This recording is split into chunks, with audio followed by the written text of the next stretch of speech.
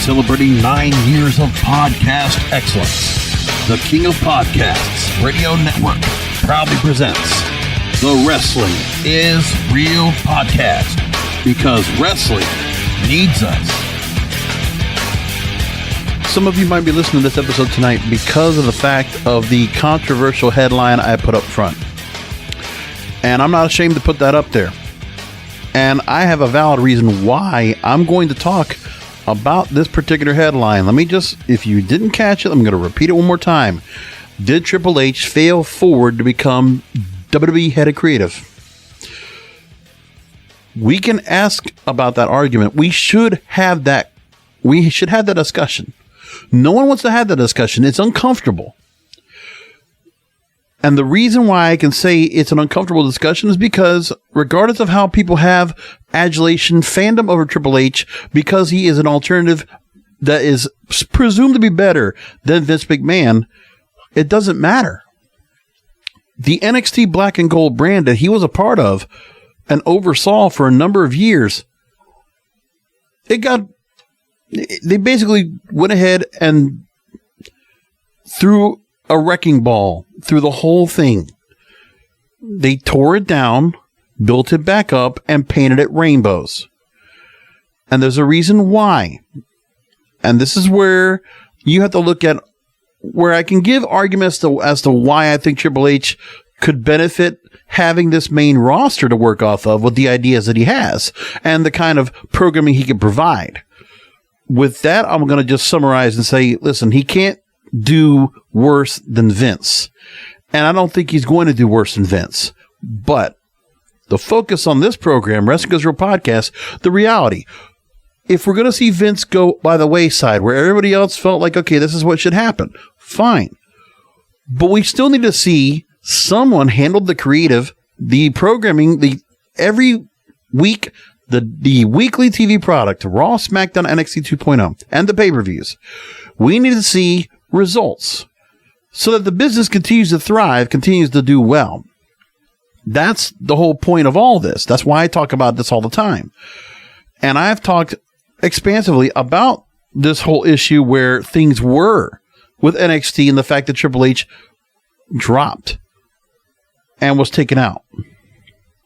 Back in August of 2021, I talked about NXT being nuked. And I said that it was a lame duck getting ready to be rebuilt. And that we know the fate of the NXT was going to be breaking down to where things went wrong and why the recruitment went the wrong way. And I said at that time, Orlando lost sight of Vince's vision, whether it's right or wrong. The IWC laying their sword at the feet of NXT, showing that showed their interest. I mean, you realize that the way things were, and you could try to use the pandemic as an excuse, this Capitol Wrestling Center, where things were towards the end. Sure, you could do all that. And we talked about it at the time where Deadspin brought the point. And it's really interesting how we come back to today. It's almost been a year ago that we're at this point now. And there were a number of things that came up as a result of all this. Somebody that I'm going to quote from tonight, who I quoted from back in August of 2021, I'm going to quote him again because he talked about this. Eric Bischoff. And I know people have their onus against him. And, you know, I'll still say there was something about the genius of this madman that's Eric Bischoff, not what he did in TNA, but what he did in WCW, from getting Hulk Hogan over to WCW to the Nitro at Mall of America, all the way up until about 1999 to the Stargate of 98, to when Sting won the world title. Or you could also say all the way up to April 6th, 1998, when Goldberg beat Hollywood Hogan? Was it August? I forget. I think it was August 6th. That's what it was. The Georgia Dome show. July 6th. Man, we're already at that time. Almost 25 years ago that we had that match. Wow. Time flies by. Well, anyway, Sam Fells at Deadspin.com back in August wrote about how, they finally kill NXT, usurping control over developmental. That's what they said Vince was going to do, promptly screwing it all up. Sam Fells wrote that the NXT was one of the reasons he became such a huge fan. Would be the fan of being a part of the WWE product in the first place. There were a lot of releases from the NXT ranks at that time. Bobby Fish, Bronson Reed. He talked about how Bobby Fish wouldn't have a place in the breakup of the Undisputed Era. The other three members would move on to the new paths, or possibly get called up to the main roster. But instead we saw Adam Cole, Bobby Fish, Kyle O'Reilly. They all left for AEW and greener pastures. See, things kind of happen for a reason. To see all these stars that moved over to AEW, the stars that you were really relishing and loving in NXT, they found a home. And you know where some of those stars also had a home before? Ring of Honor. Before NXT and Triple H and Steven Regal and William Regal, excuse me. At that time, William Regal, Lord Steven Regal now, right? Seeing what they did to go ahead and pillage that roster, which it was justified to do it. Sinclair was a weak brand. They can't do that now. There's a different story where when everybody talks about, and look, I don't want to point out any of my fellow podcast wrestling brethren, but you know there are some. They might be in New York. They might be in Chicago. Pretty prominent, okay? And they will say that Vince just going away was a great thing. Triple H taking back over should be a great thing. And they also relish and enjoy the NXT product. Okay? And that's okay. Listen, it was good. But really, all you did was take a bunch of stars that were Ring of Honor stars before, when they were not doing well with the developmental talent that they had, which ended up, some cases, doing better somewhere else. What you see here with NXT was that initial crop of stars. And when they were not cranking out that initial crop of stars the same way again, that became the farm system lost its way and decided to go indie-rific. That's when things went by the wayside. Okay? You're not getting horsewomen like Bayley, Sasha Banks, Charlotte Flair, Becky Lynch. Then you go to that next level with Emma and Paige.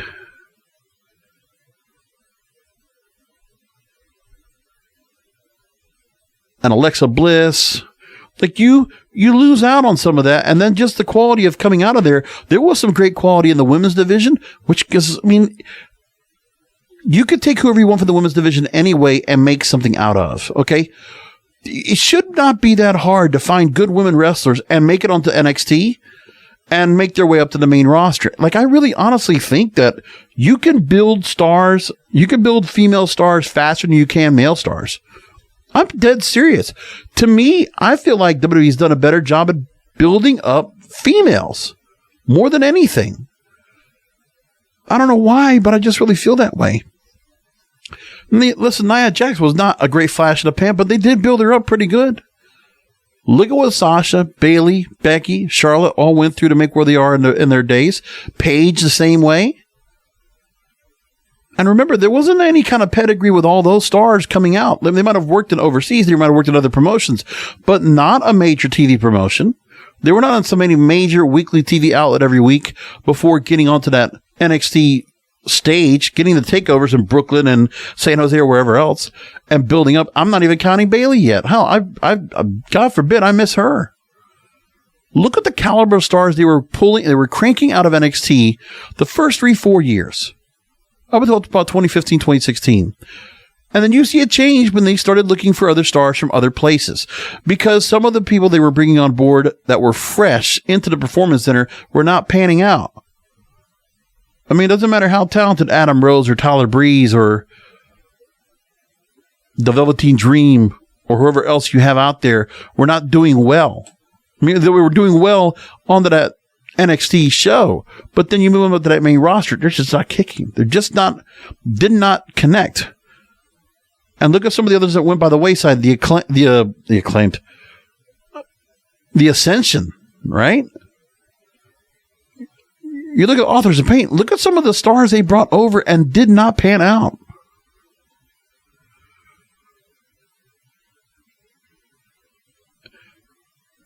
And I could go back and look at previous rosters of yesteryear and look at who they had going into all these years of NXT, and where things, you could almost tell when Triple H took over and really when things were changing. Let me put it to you like this. If I go to 2016 NXT, right?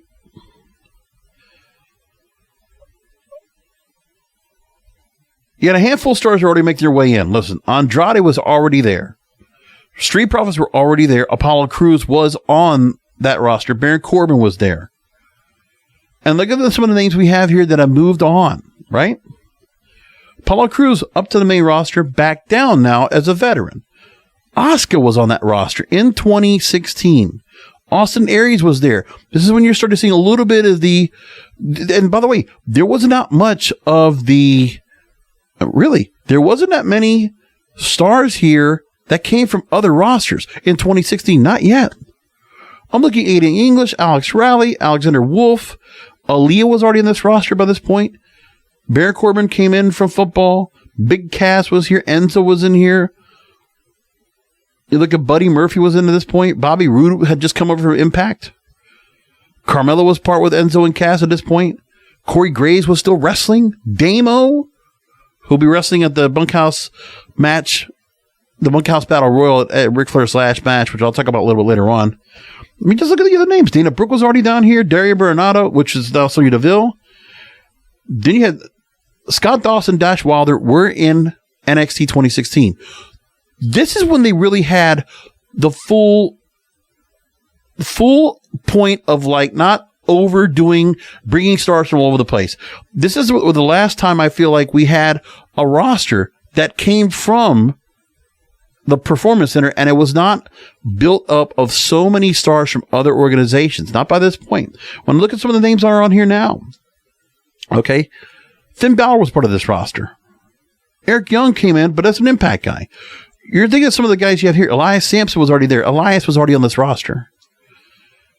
Hideo Itami. You had a couple of guys who were bringing in from other locations, but really, they were not overblown with all those kind of stars. Nigel McGuinness, he comes in here, but he's only commentary. He's not even wrestling. Liv Morgan, Mandy Rose already came on here. Mojo Rawley was part of this group. Patrick Clark, who became Velveteen Dream. Otis was already here.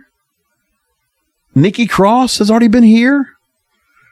I mean, the one thing I'll tell you is that they do make it a point where certain stars will make their way over up to that main roster some way, somehow. You might have to go through a lot of error and trial and error to get them up. But you look at some of the names they have, they did make it after all. Tessa Blanchard was part of this. Ty Dillinger was part of this group. But this is when their things were, they didn't have that complete, where they were over the top with indie stars. But by the time we got to later in NXT, when you know Triple H was definitely really had a hold on what was going on down there, things changed. He had Authors of Pain down there. He had Rich Swann. Riddick Moss was already down there. Roderick Strong was down there. Sami Zayn was down there. Shinsuke Nakamura was down there. So the stars, there's a number of them that made their way up to that main roster, but have they really, in the 5 or 6 years, whatever, in the time they were in the system, have they really paid off yet? That's the question. This is under Triple H's watch. Gargano was already there. But then you looked by year, and the change of who they were bringing on board, the new talent. I mean, there was a lot of that there that just, it was concerning me a lot. And I look at some of the names here, and you see some of the names I've mentioned that already left and went somewhere else. Chad Gable was part of this roster. Man, there was just so many people here that made their way up. Like the Ember Moon was on this roster. There's a lot here that did find themselves somewhere. And for the fact the main roster, you couldn't find a home for them. And there's a number of these names that are here that found their way out and found their way to be somebody significant, with some names that were able to be retained to make it onto this main roster. That's the NXT part. But then you look at the level of talent they had even 5 years ago that was on NXT before. And a lot of it was just, some were kind of untapped talent. And then they worked their way in the system and worked their way up in the WWE system, period. But that's what needs to happen. Without having to go through making the NXT a finishing school for indie stars that never worked WWE style in their lives, never did 5 moves and work on promos and charisma and sports entertainment. Some of those stars can't make it. There are only so many that can do like AJ Styles or Ricochet or Finn Balor that can make it through the acumen of wrestling ability they have and work their way up. Rey Mysterio is another example. He had to work his way there too. A long time. They didn't automatically give him all the, I mean, he was obviously a big star, but I mean, they didn't give him the title until what, 5 years later? Daniel Bryan, the same thing. They waited years before, through a lot of work, blood, sweat, and tears in that ring to finally get themselves recognized by this company. Meanwhile, in the hearts of the fans, they thought they were huge stars anyway. And then you look at the change in the lineup that goes on year after year.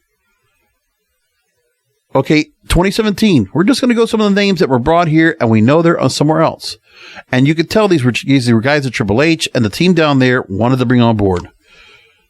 Aleister Black was already here by this point. You had Andrade, we already mentioned. Bianca Belair made it on this point. Bobby Fish, Bobby Roode. You're talking about guys that have already been like recognized in other organizations well before and had long careers beforehand. Donovan Dijak was already at this point. Now he's what? T-Bar, right? Dominic Dijakovic. I can never say that name right. Donovan Dijak was a better name to say. And then who did you have? A plethora of stars that were independents, right? Dakota Kai, I never got to see her anywhere else, but you're looking at Hideo Itami, Johnny Gargano, who got a lot of, praise coming out of the indies. Cassius Ohno was in this point. Kyle O'Reilly was already here. Remember Lars Sullivan? Oh, he was quickly forgotten. Mark Andrews. Mandrews was already here at this point. By this point, Rhea Ripley already made her way in 2017. Then you bring in Samoa Joe. Then you have Shinsuke Nakamura already here. Tommaso Ciampa, who made his way in, who was already, pretty well decorated in Ring of Honor before coming here. And Zelina Vega, who was not too long ago worked over in Impact Wrestling as Rosita, if people might remember back in those days. Then you go to 2018. All I'm saying is, look at the stars they had here. They had stars, and what we don't need to worry about is so much the storylines, okay? Before I move along with this discussion here, you can't worry about storylines and thinking that Triple H is going to, flip the script on this. I don't expect any particular significant wholesale changes to storylines. Okay, so Jeremy Borash might get to do more cinematic stuff, a little more backstage stuff, a little more produced stuff, behind the scenes. Okay, that's great. They do that in NXT right now. It doesn't matter how much of that you do. You got to be able to build storylines and build dimensional characters. And you need to book them right. If they're going to win, they need to keep winning all the way up. And so for all this idea that you're thinking that the method and the fashion of how things are booked in this company, are the agents going to change any different? The managers? No. But Triple H, if he wants real change, it's not so much about, I'm going to say it like this. Vince just knew how to build stars. If he could find somebody that was a diamond in the rough and they had somebody that was going to be a star, Eric Bischoff made a point in an interview on his show, 83 Weeks, that Triple H is not a big idea guy. That's what Vince's job was. For everything that people thought Vince did wrong about controlling the entire aspect, Vince didn't need to be the entire. He didn't need both of his hands dirty into the entire creative product. He needed to be consulted on the big picture. Because regardless, hey, you might not like Roman Reigns and Brock Lesnar again facing each other for the undisputed Universal Heavyweight Championship. You might not like that, but that match is still going to sell. It's going to fill up a pretty good significant amount of Nissan Stadium in Nashville, Tennessee. They did the same thing at WrestleMania. And you just have to understand that they have no choice but to work what they're doing here. They have to do what they're doing here because there are no stars made. And at the moment, you have a number of stars that could be on the rise, but they were sitting there in NXT for a long time. Where was the character development back then? If it wasn't good enough to translate over to the main roster because it would constantly change things, then why didn't it? Now, we think of some of the stars that made it through the main roster and did well. Let's go through some of the names here. In 2017, to me, this is 2018, Adam Cole. There's a reason why he was never brought up to that main roster. And let me just tell you this, too. It's a bit of an injustice that Adam Cole never got brought up to that main roster. But I'm going to partially blame the team that Triple H had down there because Adam Cole should have made that main roster. They should have built him up enough to make him good enough to be on that main roster. Look at what he's doing in AEW. There's no excuse. I'm going to tell you like this. I'm going to be flat out. Sure, there are a number of things I might have added with Undisputed Era. Now, the Undisputed Elite's over in AEW.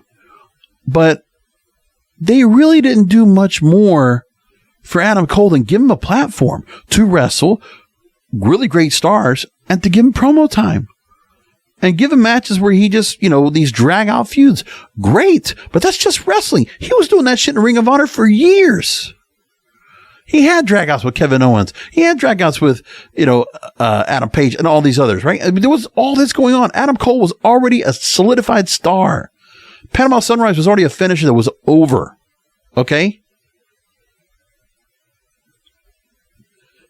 I'm just saying, there's no reason why that guy should have felt content being there. He should have been motivated. Because, and this is where Adam Cole, I don't know if it was him or not, but I'll tell you, Stone Cold Steve Austin always saying, if you're not here to be the World Heavyweight Champion, if you're not here to be WWE Champion, Universal Champion, then what are you here for? You just can't sit here in NXT. For the company, it's not right for them because they need to have that star up there. They could use Adam Cole right now. Whose fault is that? Why he did not go up? And if it wasn't his idea, why didn't he get encouraged? Why is he only being considered as a manager? Why was that all he was being considered? You can't tell me it was just because of size. I will not accept that. Aleister Black. You created a great look for him, but you know what? You also have to realize that for some reason, I'm going to tell you this too. I think the House of Black's a great way to put out Aleister Black with a faction. Him by himself, it was good, but man, it was also not much distance from his Tommy End character, right? I mean, Aleister Black was there. Whatever you put in front of his gimmick to put him up on that main roster, so they took a little bit of that, and they decided I'm going to pick a fight. And yeah, listen, let's play devil's advocate. Let's say Aleister Black goes all the way through with this gimmick up to the main roster. They already gave him the candles, they gave him the darkness, all that stuff. They gave him the, kneeling down in the ring, all that stuff. Sure, they could have booked him better, win some matches, go a little bit farther up the card. Absolutely. But then you're going to ask yourself, all right, then what else next? What else could you do next? You have to understand that part of the thing with some of the stars that they really built up were also kind of this rock and roll kind of late 90s, early 2000s rock and roll kind of grunge, gritty, dark kind of feel, which was outdated in 2018. It would look good in the Attitude Era. It could have looked good all the way up to about 2004, 2005. But when rock music's not even there anymore and people are listening to something else, what are we doing here? I mean, why not we the idea that people don't like the drill or trap music that's going on right now in NXT with a lot of their stars, well, that's because that's what's going on in the music now. And I think there's something to be said about the change up of some of the stars they had and what they were doing in terms of the look, because that black and gold was the brand and the kind of the grittiness of the sport, but it doesn't mean every star had to come out and wearing black or wearing red or whatever. You had to do something more with them. And that's why I feel like there were certain stars that if they just got into that, like that bubble of rock and roll, thrash metal type of feel to it, where they look like they're coming out of a concert looking like Judas Priest, the Grob Halford. No. Listen, it's nice, but not every character gets to come out like that. And I felt like that was what was going on at NXT. So it was a little bit homogenous to see the same type of act over and over for every star. Everybody coming out in black, everybody out in black shirts, black. Okay, but let's get something else going on. Let's open the spectrum here of a diversity of stars. But we didn't see that. Listen, for Aaliyah, the fact they want to go ahead and focus on her Arabian heritage, wonderful. That's the right thing to go. With Andrade, did they really focus much on his Mexican heritage? No, but you know what? Even though he doesn't wrestle as much on the AEW roster, the presentation's great. The whole way he's put together, he looks like a star out there. They just haven't made him. Just haven't booked him as a champion yet. But that's just a matter of time. Street Profits and Bianca Belair. You can't put them in that same mold. They're of a different ilk and also different athletic acumen. Something else. So Street Profits kind of give us the Crime Time vibe, which is what they fit a real role of. They're the current version of Crime Time. Let's just say it as it is. Plus, they give you a fresh face than the New Day gives you. But it's the fun, get out there, have a good time kind of act that's out there. And they're good athletes to go. And Bianca Belair just has a look. She has a look. She's got a sass. She's got an attitude. She's got a style. She's got a great work ethic. She's got amazing upper body strength. She's a specimen. She is a blessed freak of nature. She's amazing. I will not stop praising that woman. She is wonderful. She's beautiful. She's talented. She's strong. She's a star. And you could have just kind of told that you could see her being a star when she moved up. And I think they're just trying to recreate the same magic with Lash Legend. It's not going to work. And I think Lash Legend has a chance to be something, but I mean, just don't go the same route of Bianca Belair. That kind of like that, the cockiness. I don't think it's working. I think she could do well. I'm holding out to see what happens with her. Then we look at some of the other roster they have of the stars they had from other organizations that have been working around for a long time. Chelsea Green was here. Candice LeRae was here. Deonna Purrazzo just made her way in here. And she had already worked Impact a couple shows before. Drew McIntyre making his way in after Impact, basically because of budget cuts. EC3 made his way back.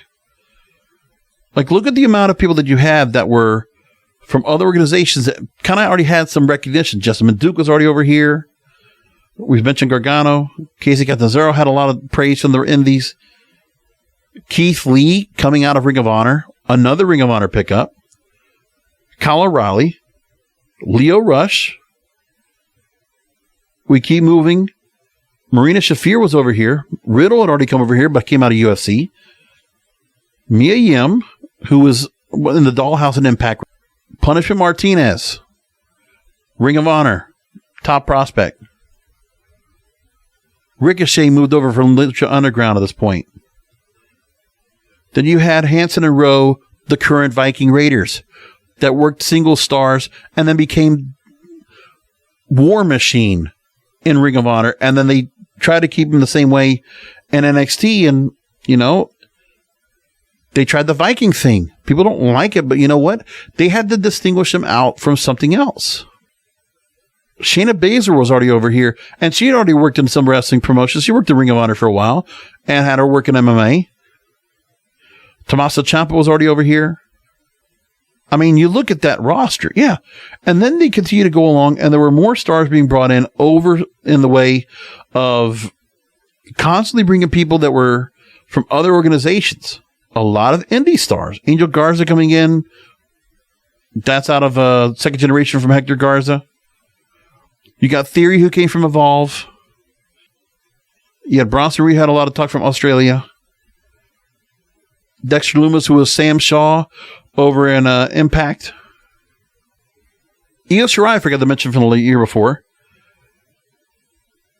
Yeah, Joaquin Wilde, who was TJZ, who was...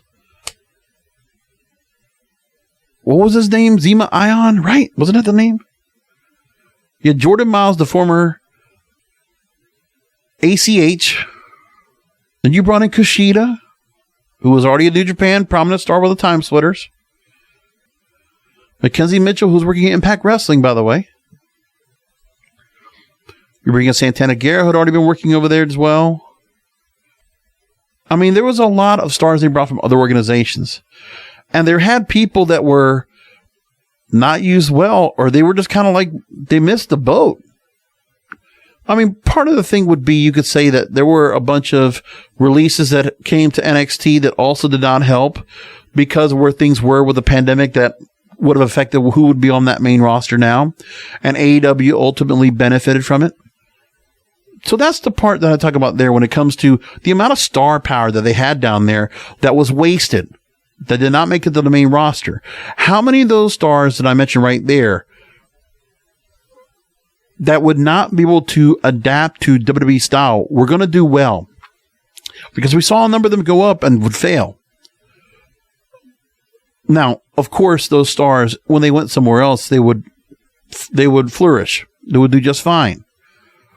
But the thing is that then you look at some of the other stars they had here that were being swept under the rug, that were just not getting some places. Some people in that roster were missed out because of the style of what the show became.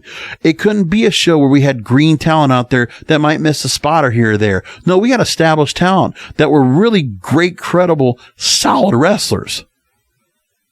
And because of that, they said, well, look, we're not having a developmental show anymore. That's what now NXT is, which is why Vince McMahon in the first place decided to put that show to slaughter and sacrifice it to see if it would hold off AEW. And to be honest, that was a good idea. I don't know what anybody else thinks about it, but you know what?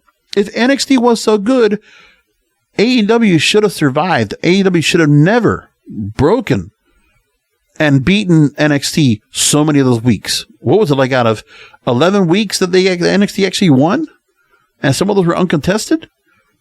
AEW won most of them. And NXT was a brand that was already established. You're under the WWE umbrella. There's no excuse, honestly. I mean, I'm going to take that argument. NXT should have done better. With a primetime slot on USA Live, they should have done better. That show should have been competing and getting the same amount of viewers as AEW. Is anybody willing to go ahead and admit that? I will. If I'm the only one that does, I'll do that. But this is what I had a problem with what was going on here. How much of it was Triple H? But when we're talking about the creative process, how many of those stars, they went up to the main roster without retaining any bit of their original persona in NXT? Maybe their name. But for the most part, no. Most of them went up and the whole change was made. Now, don't get me wrong. The pay-per-views, you get the live acts out there to go and perform the themes, the interest themes for these stars. That was nice. The matches that would give us with all like 1 million high spots and 1 million false finishes. Yeah, that's great. Those are great matches. But that doesn't sustain this weekly TV show because the AEW doesn't. To a point. And what AEW right now has is the audience that NXT lost. You know, that base audience. The other thing you have to think about with NXT is it's supposed to be a younger brand, right? You would think there's some younger stars that were developmental, which is why people praise that show in its inception, because I always liked the Coheed and Cambria version of NXT, that early edition, the early days of Full Sail. I loved them. They were fantastic. But NXT, when you know they couldn't pull this type of audiences out there because they had to go ahead and strip that roster to get them up to the main roster, and a lot of those main roster stars thrive really well. Something to be said about how the Wyatt family, they might have retained their gimmick and improved it. The Shield retained their gimmick, or the Shield brought together afterwards. Oh no, it wasn't actually. It was in NXT, and then they embellished and made it even better. Regardless of what you think, When NXT started pulling out the crop of stars they had at the very beginning of the Full Sail era, it was fantastic. But now, what you got to say to yourself is, they're not cranking those kind of stars right now, and they cannot rely on indie talent, no matter how accomplished and how professional wrestlers they are. They're not looking for professional wrestlers. And I'm sorry, other podcast brethren of mine, I know you want to believe that. I know that's what you think. Oh, they just need to insist to be professional wrestling. No, they're not. WWE is not going to change that part of sports entertainment just because Vince is gone. He will still have a thumb. He will still have a footprint. He will still have a handprint. His hands will still be all over this product, even if he's not in the building. Mark my words. That's not going to change. And so as this continues, you have a number of stars you might have worked with in NXT that are now on this main roster. You say to yourself, okay, what are we going to do now with the roster that we have? What can we do now to really build it up of the current roster? It's not as big as it once was, let me tell you that. You look at Raw and you look at SmackDown, there's only so many stars they have now that are up here that they really are doing anything at all or really prominent. But they've really thinned down that roster a lot. And there's only so many stars they have right now. And look, the time can be right to go ahead and make some changes to get some of those NXT stars up. Because right now, you're not going to worry about the free agency. Nobody's going to worry about that now. Except for a handful of stars you can wait to come on in. Because the Cody Rhodes acquisition, him going back over to WWE, was a big move.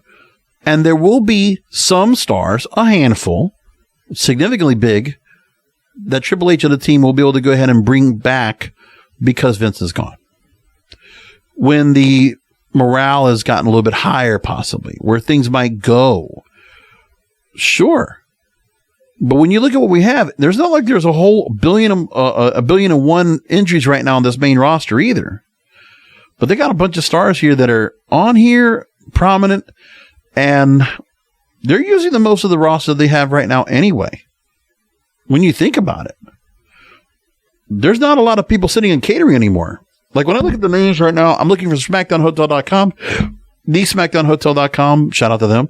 I'm looking at who they have for star power. Man, they got a lot of people they're already using, and they're definitely utilizing as many as they can. This is where the whole Nick Khan thing comes into play, where, you know, when it comes to the stockholders, when it comes to their shares, when it comes to their business deals, they're running lean and mean right now. Because when I'm looking, there's not a lot of people in catering right now. They're just sitting around. Not really.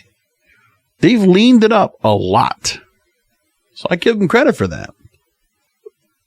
In the current roster that you have, listen, you know that the NXT 2.0 roster, if Triple H, as head of creative, wanted to go ahead and call up a few names to the main roster, who does he have at his disposal now? When you look at NXT 2.0 now, sure, Braun Breaker, Toxic Attraction, absolutely.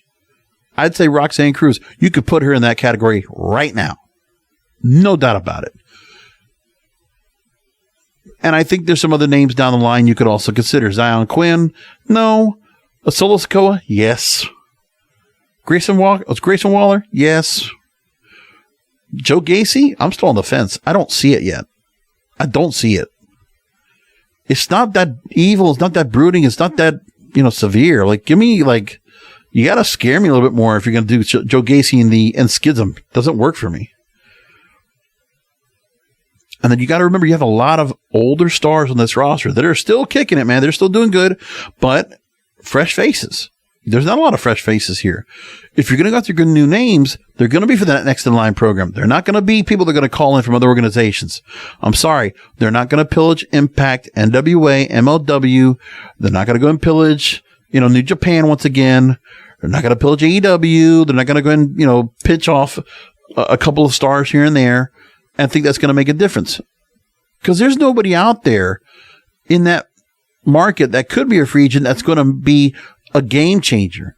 So it's going to be dependent upon Triple H to take the roster that he has, take some of the stars they are building up at NXT and get them up there. And take some of the other stars you have on your roster now and build them up. Because that's all you have. On the Raw side, you look, AJ Styles, If you need to put him up to main event level, you can. But it's only for so long. Bobby Lashley's in that same category.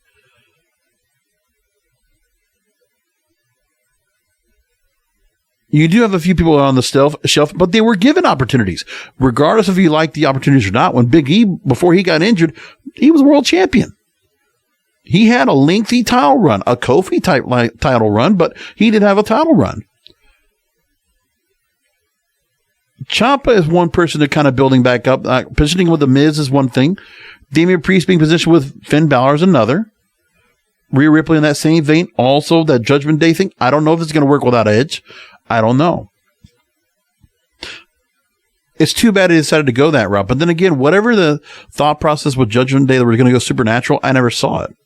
I don't know what they did, but I thought it was a mistake. Ziggler's back. They're using him in a good role now with Theory. I think the way they put him in and they explain his role of things are right now is pretty good.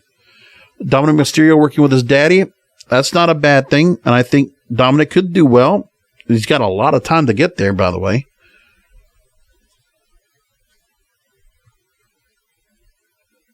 Then I look around Kevin Owens, who you could always heat him back up and make him a main eventer again. But they always want to keep him in featured feuds anyway. They've done a good job with Liv Morgan. Listen, I mean, her promo ability is not great, but I think they've gotten her to a point where people are kind of she's getting over enough to where she's, feels there's a lot of credibility to her being a champion right now. Not the whole you deserve it kind of thing. I mean, she's pretty good in the ring.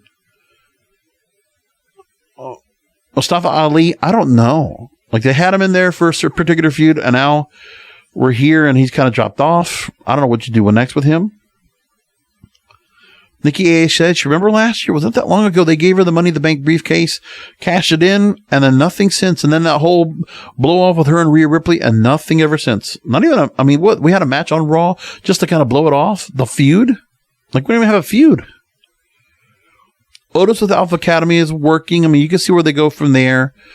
That's good for a tag team there. At least is something for those guys to do. Randy Orton's on the shelf.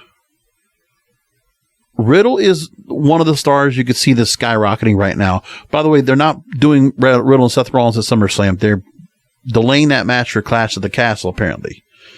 Which is okay. I think it might get lost in the shelf of all the other matches they have on that card. Which we'll talk about SummerSlam very shortly. That's also this weekend. SummerSlam and Ric Flair's last match. We'll do his preview predictions at the end of the show.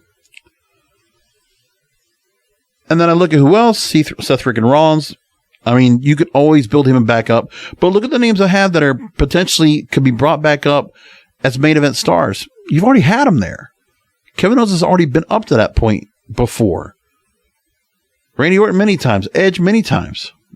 Seth Rollins many times. Cody Rhodes, when he comes back, has been up there. What would get his chance to finally be up there? But his injury kind of shot up plans because he probably was going to be up there pretty prominently throughout the summer. Probably would have had a prominent match at SummerSlam after his feud with Seth Rollins. And then, one of the wild cards in this whole mix is Theory, who they're continuing to build strong. And The Miz, you could always heat back up, which he did before. So you have those names right now. And Omos, the cards are still out on him. But there's not a lot there. Like, what he has to work with, they actually have to do some real development to get some of these stars up and doing something. You look at the SmackDown roster, besides Brock Lesnar, I look at the names, you got the War Raiders, you got Gunther. I don't know if Gunther has much of a push up either.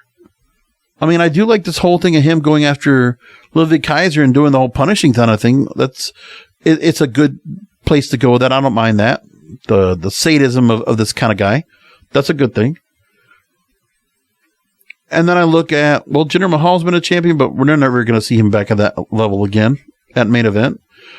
Kofi Kingston, Xavier Woods. I mean, does Xavier Woods ever get some kind of a run to a singles thing? No, probably not. Are they ever going to break up New Day? Probably not. You got Lacey Evans, who could do something interesting. They're definitely putting a lot behind her, and she's been sitting around for a long time. The Maximum Male Bottles, you never know. I'm looking, who else do we have? Raquel Rodriguez? Maybe. Riddick Moss? Maybe. Rick Boogs? Maybe. Ridge Holland? It's too soon to tell. You got Ronda Rousey, who's only around for so much to be out there for you. Is there any change with Naomi and Sasha Banks because Triple H is in play? We can ask that question. Shinsuke Nakamura? There's a plateau on him, or there's a threshold on him too. They're never going to put him up to a main event level. Not on the main roster. And that's it. So there's not much in terms of what they could do with the current talent on the roster to really build out some amazing feuds. We're not going to get any, Cole and O'Reilly matches, which, by the way, that match happened a million times in Ring of Honor, but everybody says, oh, this was because it happened in NXT. Ooh, I mean, sure, Gargano and Ciampa, seeing that, and they, really exhausted that feud too. Sure, that's fine. They could do all of that. But what do you have in terms of fresh matches or things you could do to really build up some of these stars when they've kind of been, some are not heated up very well. Like, you got to change. There's going to be long-term changes that happen. And that's not something that's going to happen overnight. Now, I want to take from Eric Bischoff real quick. We're going to go past an hour tonight because there's too much to cover. We'll go past an hour, just knowing it's one of the rare times, but this is an important night to talk about. So, as we talked about NXT back in August of last year, we remember that there were things happening where AEW had a chance of the recent releases to really take advantage of it. And as we remember, Bischoff talked about for WWE to be releasing not just talent in general, but top talent with big equity at a time when CM Punk is being dangled like a golden carrot. I think they're doing a great job with it. AEW has done such a phenomenal job building up anticipation, not only for CM Punk, but on the heels of CM Punk. They want to make sure that you got Daniel Bryan following up in New York, which all paid off, by the way. And now we're going to relish in those events once again because we did have another Chicago show that was also legendary with Forbidden Door. And now we're going to go back to Grand Slam once again in September in New York. We're going to go back to that,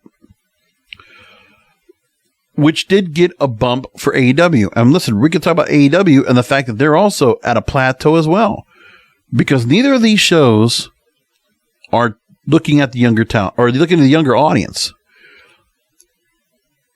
And that you do not, and this is where also my fellow podcast wrestling brethren got to make this point too.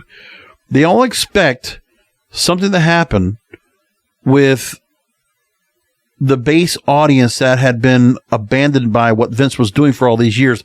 They're all going to come back in a mass return to bring the audience back up to 5 million viewers. That's not happening either. When you lost viewers, you lost them. You lost them to streaming. They're not coming back to cable. They're going to go to streaming, okay? That's what they're going to do. So they're not going to be watching live. They're not in the purpose of watching live.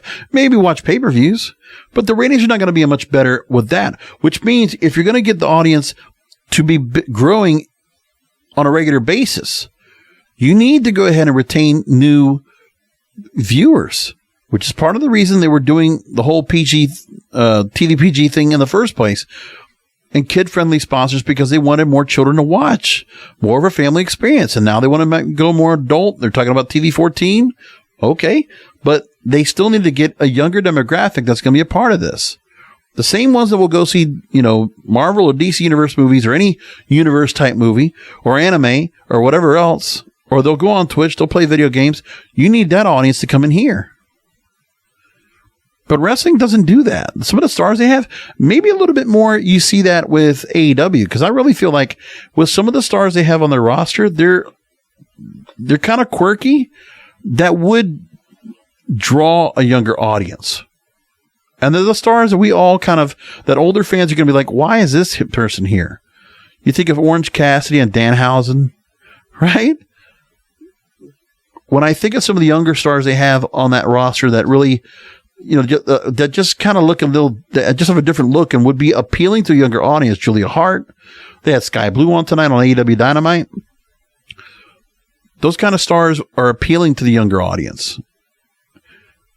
And then you have like a Daniel Garcia or Dante Martin or the Acclaimed or the Gun Club. Like, you have other stars that are there that definitely have a different feel to them, and maybe they'll just stand out really well amongst the veteran stars they have. Sammy Guevara in that same sense. I think just AEW has some stars that might be more appealing to a younger audience. And there are some stars that on the WWE side. By the way, I was hearing what Mike Sempervive on Wrestling Observer Radio today, talking about how when Zoe Stark was in the ring for NXT 2.0, talking about the Cora Jade, those are two stars that getting prominent time on the beginning of that show. I don't see them doing main roster at all or anything significant. Zoe Stark's a good wrestler, but we know the WWE as a whole, as that worldwide brand, they want mass appeal. And they don't want wrestlers. They want attractions. And so they want the attractions to, if it's not just the ring work, not just promo work, that's an attraction. The visual has to be an attraction. It's the complete package. Which is why you're going to see Tiffany Stratton make it to the main roster before you see Zoe Stark. Which is where you're going to see a Mandy Rose make it to the main roster before you see a Cora Jade. All right? And maybe you'll probably see a Lash Legend before you see an Alba Fire. Just saying. Like, I know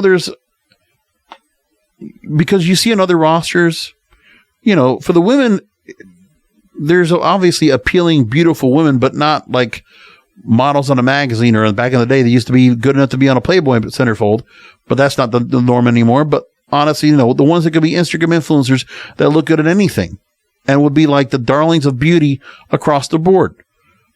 Like, for every Bayley and Sasha Banks and Becky Lynch and Charlotte Flair and, Alexa Bliss, you might not think the same thing for the Impact roster. I'm okay. And I don't care about that. I mean, Jordan Grace, Deonna Purrazzo, all very much beautiful in my eyes. And I like a thicker girl, so that's what goes to me. Taya Valkyrie in the same vein. Rosemary in the same vein, right? It goes like that. And that's okay. Seeing through NWA, I mean, I see Ella Envy and Kenzie Page, but they're all not going to be Camille. Just going to say that. I mean, there's something to be said about what WWE does that makes sense, and it doesn't fit for everybody. It's a worldwide appeal. It's a mass appeal product. And they are going to try to appeal to the lowest common denominator. That's what they do. And for wrestling fans, expect that this is going to be a professional wrestling product going forward, and that Triple H is going to make that happen? No. So anyway, I told you about what Eric Bischoff said back then in August. Let's talk about what he actually said now. When you talk about Triple H, he was on the Strictly Business podcast, and Eric Bischoff said about Triple H, I don't think Triple H is the guy who's going to mastermind the new creative strategy. That's not him. He's not the big idea, in my opinion. And he admitted he wasn't entirely sure if his opinion is accurate because he never worked closely with Triple H in a creative capacity. But he said there may not be anyone who's better fit for the job than McMahon's son-in-law. He said, quote, is there anybody better to listen to an idea and build upon it? Or listen to an idea that may be lacking in some of the really unique fundamentals that historically has made wrestling work? Let's just call that psychology. Let's just call it that. But it's still pretty up to date on current product. Is anybody better than Triple H? I don't know. I don't think so. I can't imagine. But I also can't imagine that that's going to be Triple H's gig full time. I think he'll be overseeing the creative. I don't know that we'll see Triple H sitting in a creative 12-hour riff session. Correct. Which is where he needs to be kind of oversight and hands off in the creative room. Let him come back to them with the ideas. Let the creative team actually finally get a chance to do something, because that's what needs to happen as well. Triple H has been part of the creative process for many years, including his time as a wrestler, and for the creative direction for several years in NXT. The balancing of the duties of Booker and Vice President of Talent really just may be a learning experience for Triple H. But yeah, people really did respond and receive the NXT product well. But that's the base audience. And by the way, the base audience that you could retain AEW fans to go back and watch NXT when the AEW fans are with violent vitriol and they're bitter and they're pissed off on the kind of product that WWE is giving them.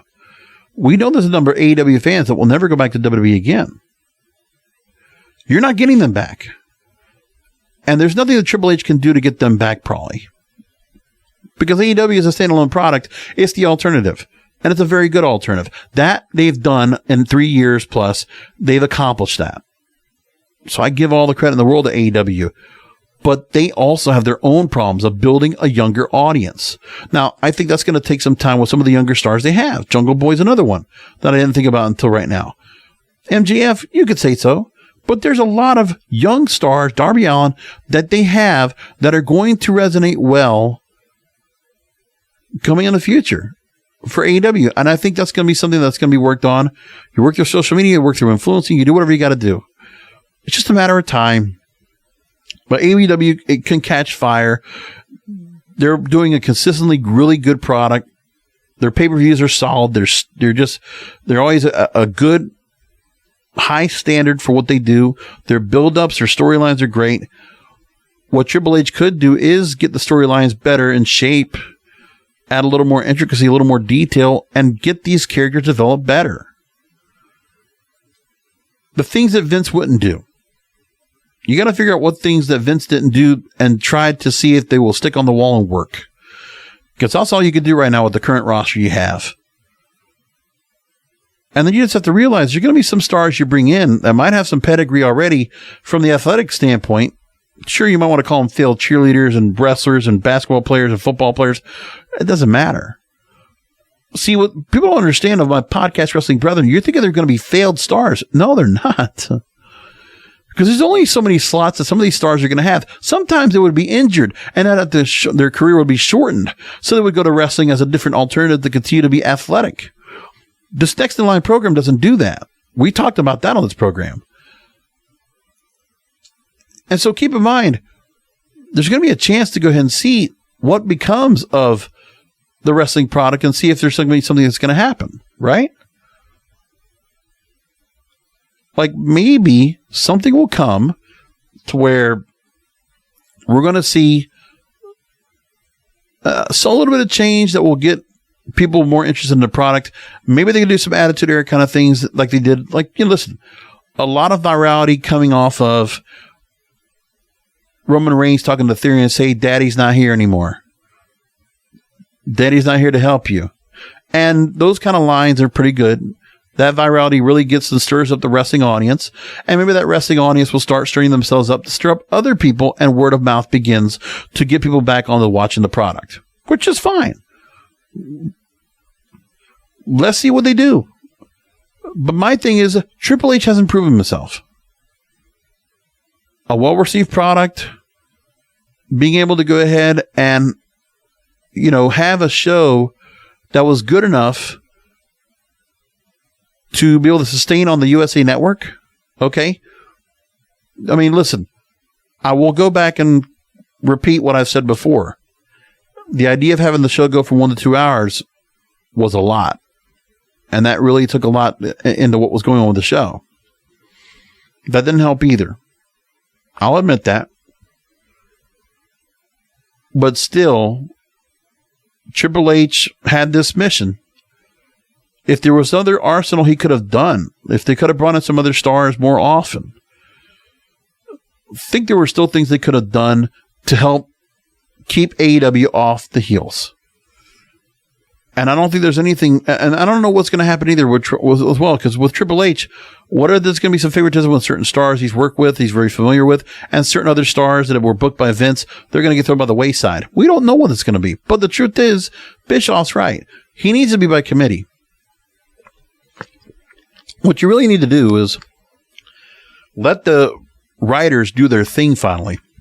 Let's see if they actually have something from all their experiences working in reality shows or reality TV or working in sports or working in other environments. Implement some of their storylines. Let's actually see what they have that have been shot down. Let's take some of these ideas that were on the cutting room floor that never made it past the writer's room. Let's let the writer's room do some work. Let's see their product actually go up there. Get them motivated. Maybe not see so much turnover. That's what Triple H needs to do. what Triple H is getting is now he's getting a creative room of writers, 20 plus writers in there. He's going to have the full budget of the main roster. He's going to have all that prime time that he's going to have. 3 hours on Mondays, 2 hours on Fridays. He's got a lot of time to do stuff. Now, there was not going to be any immediate change this week because SummerSlam's here. They really can't deviate from the current format. Like, they took out Riddle and Seth Rollins. They decided we're not going to book that on SummerSlam. But the rest of the card, they basically had to go with what was planned already and go with that. I mean, we're not going to get more ripped up scripts beforehand. Sure. Maybe we're going to have stuff that's going to be planned beforehand. I mean, WWE was doing pretty good at promoting events. And one of the things I can tell you that WWE needs to do as well, which is what we talked about, which I remember hearing Busted Open talking about, which was absolutely right. Dale the Great was right. 50 minutes to do with Roman Reigns, with the Usos, with Theory, and the Drew McIntyre and Sheamus. Yeah. We need to start building matches for the following week. The instant gratification has to stop. They can't do this every week anymore. That's lost luster since the Attitude Era. That went away a long time ago. The Teddy Long, straight up tag team match, that's got to go too. These championship contenders matches, that's got to go too. You need to build up contenders a different way. Maybe some tournaments, maybe some other things that you could do to be more creative. And more importantly, build anticipation of matches, build some heat for matches, and let's build some storylines as development for these characters. At least do that.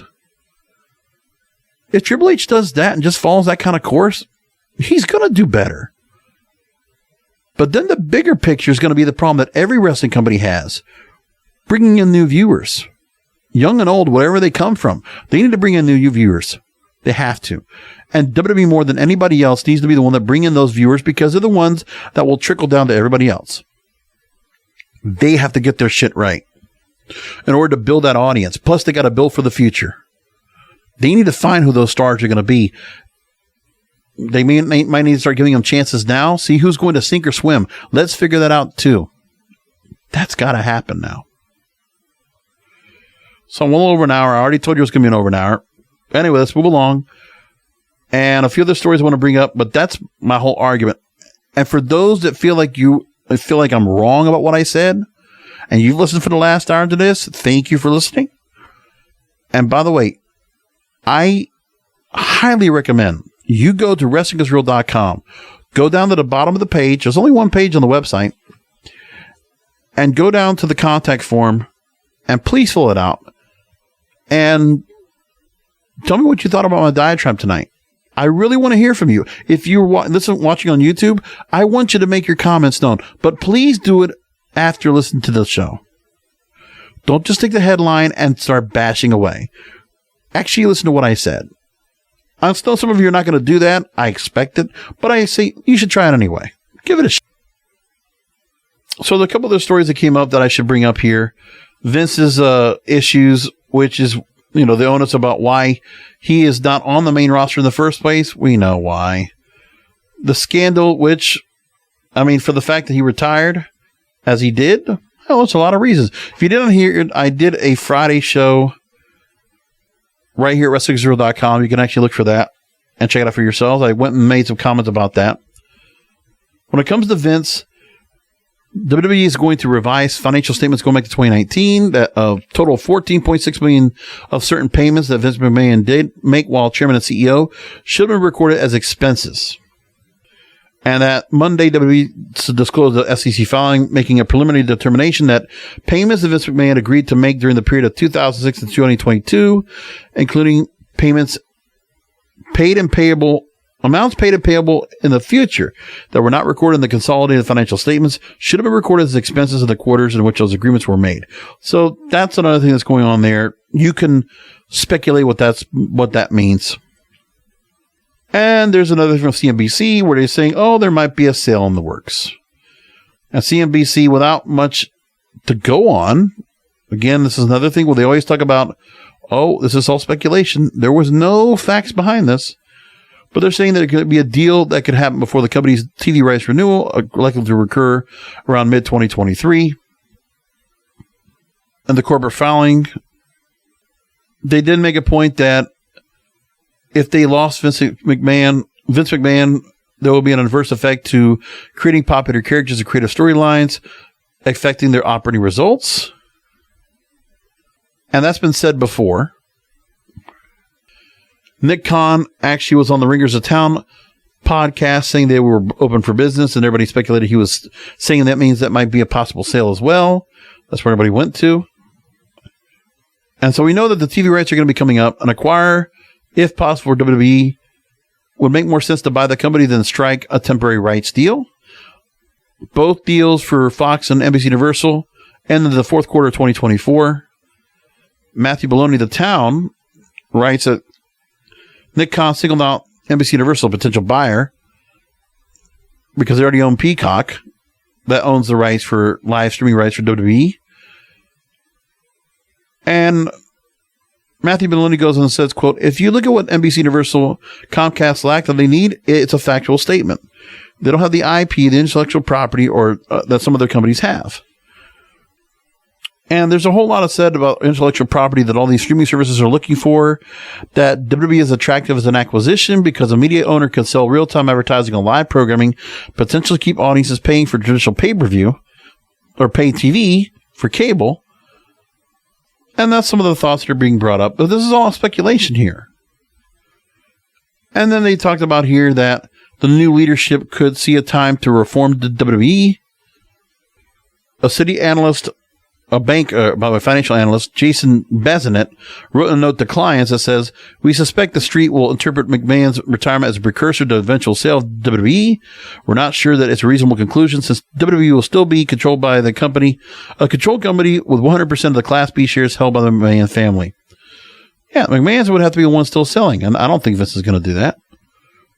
And there's really not a reason for them to have to sell in the first place. Just saying. WrestleMania 40 has been announced now for dates and location. It's going to be in Philadelphia for WrestleMania 40. Lincoln Financial Field, home of the Philadelphia Eagles. Nice venue, by the way. And the weather shouldn't be bad for April. Saturday, April 6th. Sunday, April 7th. And actually, it'll be kind of nice to see what they're going to do in Philly. I'll tell you what, for WrestleMania, 2300 Arena. They're going to get some bookings that weekend. Let me tell you what, they're going to get some major bookings for that weekend. Philly. That will be an interesting way to see how that crowd goes. But we'll find out how that works. And while Riddle and Seth Rollins are not going to be scheduled for SummerSlam this weekend, Triple H still says there's going to be a surprise planned. And that maybe Seth Rollins will have a different opponent instead of Riddle, because Riddle... Well, they said that there was no storyline. They gave a storyline reason for Riddle not being able to wrestle Saturday, but the reason could be that the match is being delayed for Clash at the Castle in September. And there are some free agent names that might come back. And you know what? Some of the names they brought up here, Bray Wyatt and Johnny Gargano, 2 free agent names available, could be willing to return to the company now that Vince is no longer CEO and chairman. Hey, maybe Bray Wyatt does come back. That's not a bad idea. That's not a bad move. I don't know if Johnny Gargano makes much of a needle mover, but Bray Wyatt does. Without Vince's influence, I think you could bring back Bray Wyatt and really do something with that character. You could bring back The Fiend. You could do that. I don't think it'd be a bad idea at all. So just a thought. It's such a different character that Bray Wyatt could be their Undertaker. I don't know if it's never going to be that, but we can all kind of feel like that kind of setup could do well. You never know. All right, let's go and do this. We're going to do preview predictions for SummerSlam and Ric Flair's last match. Let me give you a quick programming note. WrestlingIsReal.com. I will be doing a post show for SummerSlam on Saturday night, and I will do a post show for Ric Flair's last match on Sunday night. Make sure to listen for both. I will do those, and you'll find them right here, WrestlingIsReal.com, or wherever you find the Wrestling Is Real podcast, Spotify, Apple. Make sure to rate and review if you haven't done so. Please put a 5 stars up there. That would be really great, too. So the matches we have right now start off with Logan Paul and The Miz. I'll take Logan Paul. Pat McAfee versus Happy Corbin. I'll take Pat McAfee. I'll take the Usos to beat the Street Profits to retain the undisputed WWE Tag Team Championships with special guest referee Jeff Jarrett, who, how ironic, he's going to be working as a referee in one of the featured matches on the card, and then working in Nashville the next night in the main event. Just saying. Very interesting for them. I think Bobby Lashley beats Theory for the U.S. title. I don't know how they go ahead and take Theory back and how they do it, because Theory still holds the briefcase. And he can very well cash in at SummerSlam. We don't know yet. I think Becky Lynch will... I know people are not going to like this, but I think Becky Lynch beats Bianca Belair. And I'm going to see Liv Morgan beats Ronda Rousey again. I don't know how it's going to work, but I think Liv Morgan holds on to that belt. And then I see, for Brock Lesnar, Roman Reigns, I'm going to say this. I'm going to be probably one of the few people that will say this, but I'm going to just say it as a prediction. I'm going to say Brock Lesnar wins the Undisputed Universal Championship. I think he beats Roman Reigns. Last man standing. And I think Theory, somehow, someway, is going to pin Brock Lesnar. And Theory will win. He'll be the champion. He'll be undisputed. I mean, talk about a shocker. I'm going to go with it. I don't care. Let's see what happens. It's a good card. Don't get me wrong. But I'll tell you what's going to give you a really great card to me. That's really the standout for me for this weekend is Ric Flair's last match. The card, they added a few more matches to the card, and I still love this damn pay-per-view. I love it. Like, it's just what a great undercard. Conrad Thompson. Great job, man. And what else are we going to get out of this? Are we going to get some other, like I already heard things where there was rumblings about how there were certain stars who are going to be coming back. And what was it I saw here on Twitter? And I made a mention of, hold on, I'll tell you real quick. Because there was one comment that was made that really stood out to me.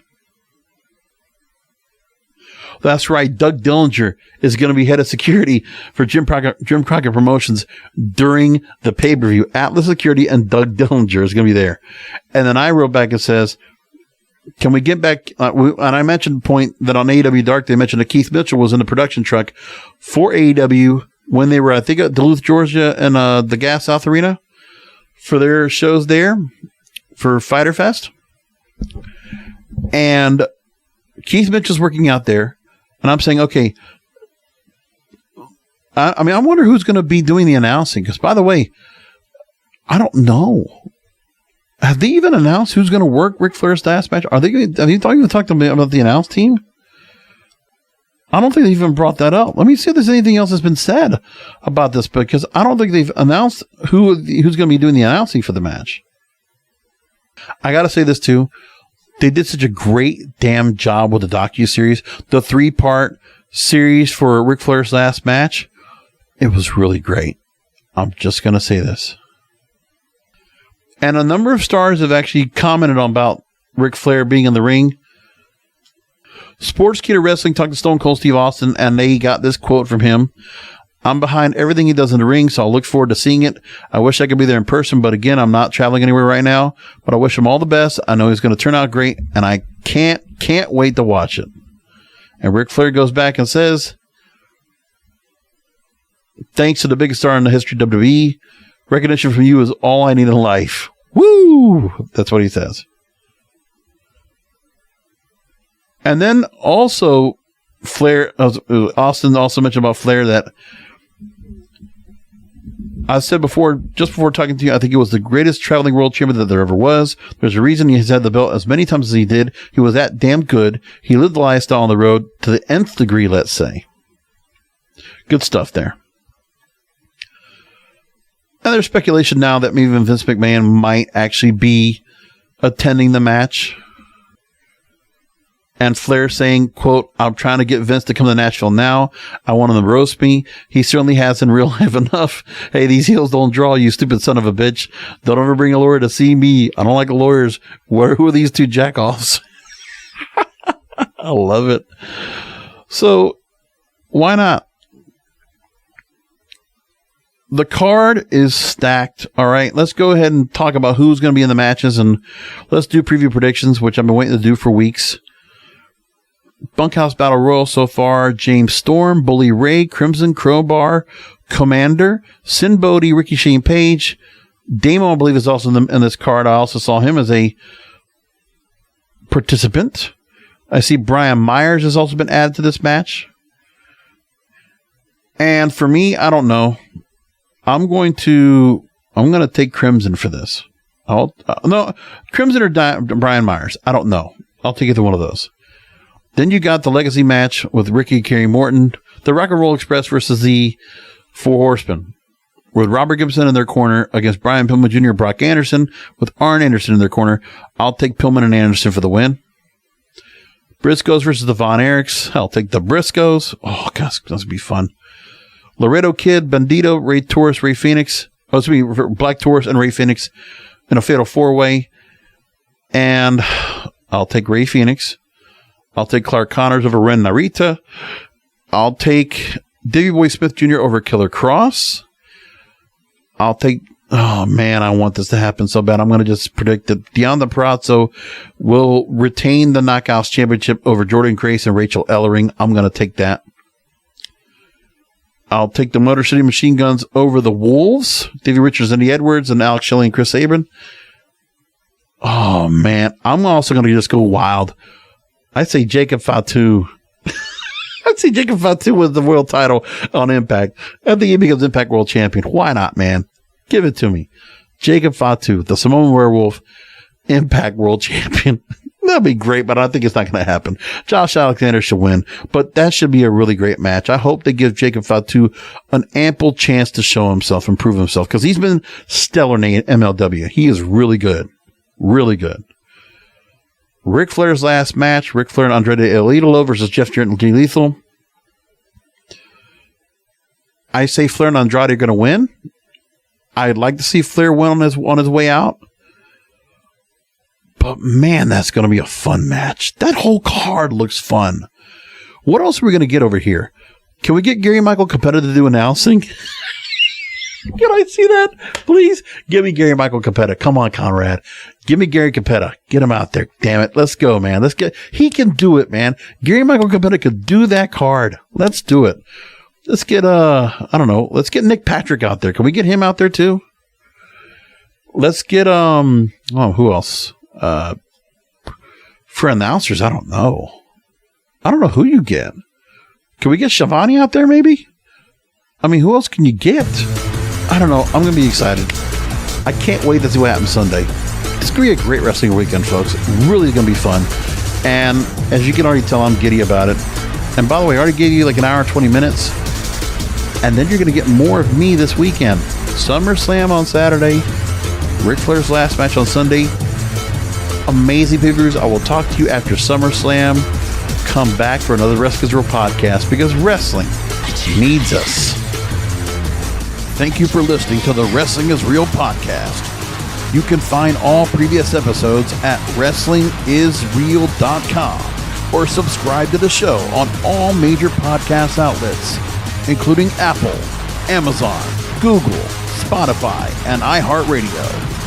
Follow the King of Podcasts on Twitter, Facebook, and Instagram at King of Podcasts, and search King of Podcasts on YouTube, or type youtube.com/JBRASCO951. This has been a presentation of the King of Podcasts Radio Network.